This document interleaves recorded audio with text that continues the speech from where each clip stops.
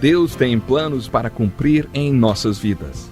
Essa é a mensagem de toda a Bíblia e é isso mesmo que estamos estudando aqui no Encontro com a Palavra, escrito pelo pastor Dick Woodward e narrado pelo pastor Edson Bruno. Fique atento a mais um programa que o Ministério Cooperativo Internacional leva a você. Com você agora, pastor Edson Bruno.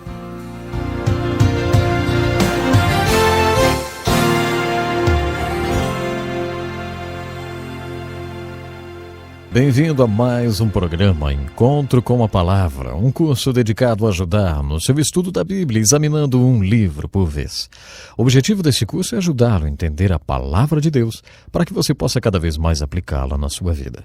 Estamos estudando as aplicações práticas para a nossa vida contidas no livro de Números, na Bíblia Sagrada. Um outro acontecimento interessante no livro de Números está descrito no capítulo 13, quando eles mandaram espiões para observar a terra de Canaã. Eu tenho certeza que você já conhece essa história. Eles são enviados para observar a terra, o seu povo, ver se eram muitos ou poucos, fortes ou fracos. Os espias tinham que observar as cidades para ver se elas estavam desprotegidas ou se eram cidades fortificadas difíceis de serem conquistadas. Quando os 12 espias voltaram, não tinham como descrever a fartura daquela terra. Eles trouxeram caixas de uvas que, de tão grandes, eram necessários 2 homens para carregá-los em varas. Você já pensou nisso? Bom, isso nos dá uma ideia da indescritível fartura daquela terra. Mas os espias também viram que os povos eram gigantes, guerreiros e bem organizados. Suas cidades eram tremendamente fortificadas. Os espias então disseram: eles são tão grandes que nos sentimos como gafanhotos perto deles. Agora vamos ver um outro tipo de mas no relatório dos espias. Mas Calebe animou o povo quando se apresentou diante de Moisés. Vamos subir de uma vez e tomar as cidades, porque nós podemos conquistá-las. Calebe e Josué foram os únicos a darem uma perspectiva positiva. Todos os outros espias foram negativos em seus relatórios. Deus fica tão impressionado com isso, e eu acho muito interessante que o livro de Números nos apresenta exatamente isso. E o livro de Números nos mostra que o Senhor fica disposto a trocar tudo mesmo. Um povo de mais ou menos 2 ou 3 milhões de pessoas, ele troca por apenas 2 homens. Ele diz: todos vocês morrerão no deserto, todos vocês. Mas esses 2 homens, Calebe e Josué, eu levarei comigo para a terra prometida, porque eles seguiram e creram em mim. Isso é incrível. Um dos maiores personagens das Escrituras em termos de fé é esse homem simples chamado Calebe. A história continua de uma maneira muito interessante. Em Josué 14, 45 anos depois, quando o povo já tinha atravessado o Jordão e entrado em Canaã, chegam à cidade de Hebrom. Quando Calebe trabalhou como um dos 12 espias, ele foi até lá. Ele viu a cidade e achou que aquela era a mais linda que ele já tinha visto. Ele ficou muito animado com a cidade e acreditou que Deus lhe daria capacidade de conquistá-la. Quando relatou isso para Moisés, Moisés lhe disse: Calebe, quando finalmente nós entrarmos lá, você terá a cidade de Hebrom. Ela será toda sua. Depois de andar durante 40 anos no deserto, Calebe marcha diante de Josué e diz: Ei, você se lembra o que Moisés nos falou quando apresentamos o relatório para ele? Eu já tinha andado 40 anos no deserto e estava em Canaã havia 5 anos. Eu tinha 40 anos quando Moisés me fez aquela promessa. Agora eu tenho 85 anos. Mas eu vou dizer uma coisa. Tenho a mesma força que tinha aos 40. Ainda sou capaz de ir até lá, entrar na cidade, e Deus irá comigo e poderei conquistar a cidade de Hebrom. Dê-me Hebrom. Então Josué deu a cidade de Hebrom a Calebe e ele a conquistou. Você está vendo? Calebe é um bonito personagem. Quando aquele povo estava no deserto lamentando, chorando e reclamando tanto que Deus teve que mandar serpentes para picá-los, Calebe agiu diferente porque tinha os olhos focados na terra prometida. Se perguntassem a Calebe o que ele achou do deserto, ele diria: eu me lembro daquelas uvas lá de Hebrom, do solo fértil e da beleza da cidade. Caleb nunca perdeu essa visão. Quando aqueles espias voltaram e apresentaram seu relatório, 10 deles eram como a maioria da liderança hoje em dia. Eles eram especialistas no que podemos chamar de gigantologia. Eles sabiam tudo sobre os problemas e obstáculos. Sabe, geralmente quando você apresenta um projeto que necessita de muita fé para ser conduzido, é essa a reação que vemos. Se você tiver 12 homens na liderança, 10 deles serão especialistas em gigantologia, ou em focalizar os obstáculos e os problemas somente. Eles vão apresentar todas as razões pelas quais o projeto não vai dar certo e não deve ser levado adiante. Homens como Caleb e Josué não veem os gigantes, mas veem Deus. É claro que eles veem os gigantes, eles veem os problemas, claro, mas eles estão sempre vendo Deus.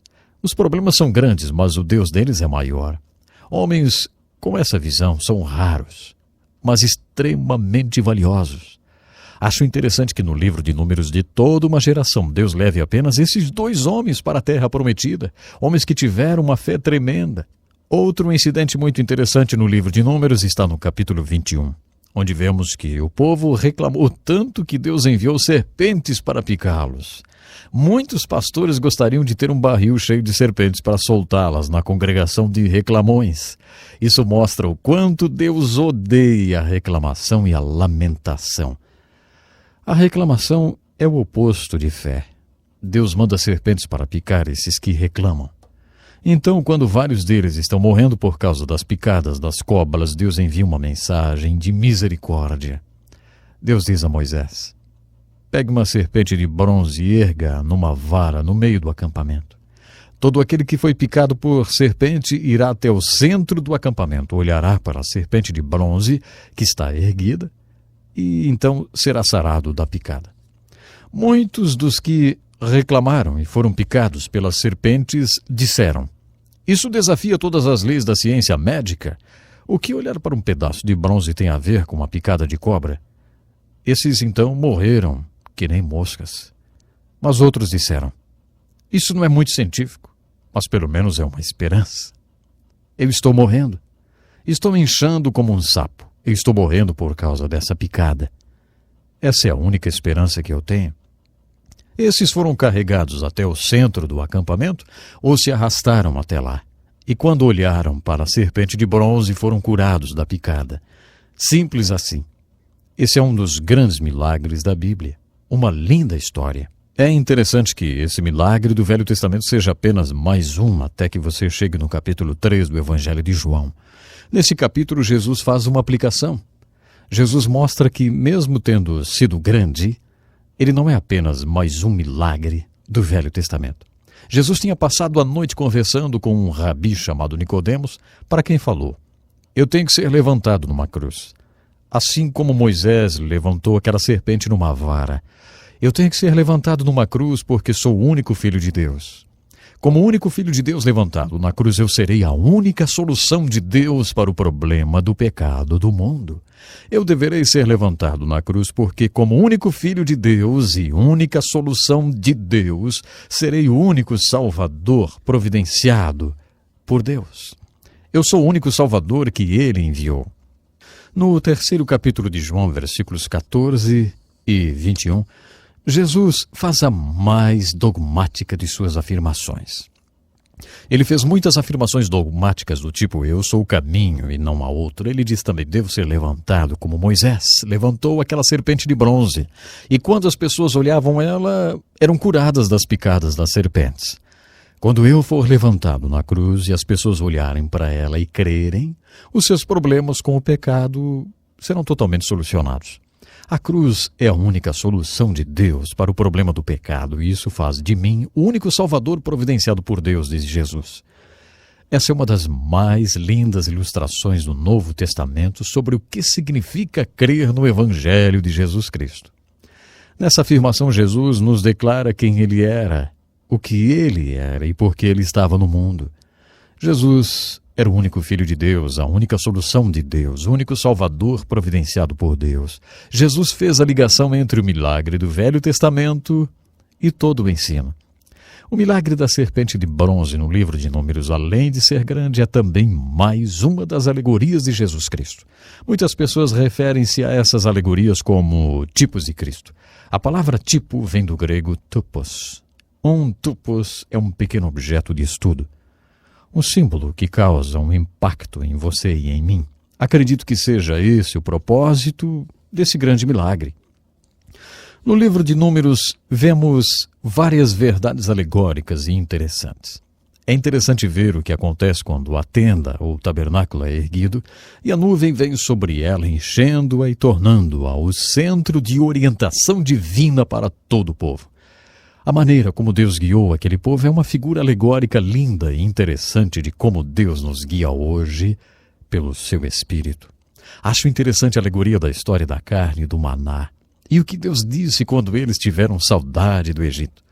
Vocês querem isso, é? Então é isso que vocês terão. Considero uma aplicação devocional muito forte. Deus suprirá as nossas necessidades, mas se insistirmos em ter alguma coisa que não é da vontade dele, ele vai permitir que nós tenhamos. Mas isso vai definhar as nossas almas. Acho interessante ver quando eles mandaram os espias. Os 12 voltaram, mas apenas 2 tiveram fé. 10 não tiveram. É interessante perceber que aqueles 10 espias morreram porque não tiveram fé e nunca entraram na terra prometida. Finalmente, é alegórico e interessante ver o que o Evangelho de Jesus Cristo declarou de maneira tão clara e dogmática, fazendo menção da história das picadas das serpentes e de como as pessoas deveriam apenas olhar para a serpente de bronze. Porque se elas simplesmente olhassem com fé, seriam salvas, mesmo que não fizesse sentido olhar para aquele símbolo. Da mesma forma que a serpente de bronze era semelhante às serpentes, Jesus era semelhante aos homens. E assim como a serpente foi levantada, Jesus também foi levantado na cruz. Todos que olharem para ele com os olhos espirituais serão salvos da mordida do pecado. Eu gostaria de saber se você já olhou para Jesus Cristo levantado na cruz. Você já colocou a sua fé e confiança em tudo que Jesus fez por você na cruz? Ele é a única solução, porque Jesus Cristo é o único Salvador. Ele quer ser o seu Salvador. Se você nunca tomou esse passo de fé, então faça isso hoje. Inclusive, você pode entrar em contato conosco. Temos literatura que explica como você pode tomar esse passo de fé na sua vida e ter certeza do seu destino eterno. Por hoje é só, nosso tempo já se foi. Então, até o nosso próximo programa. Que lição importantíssima.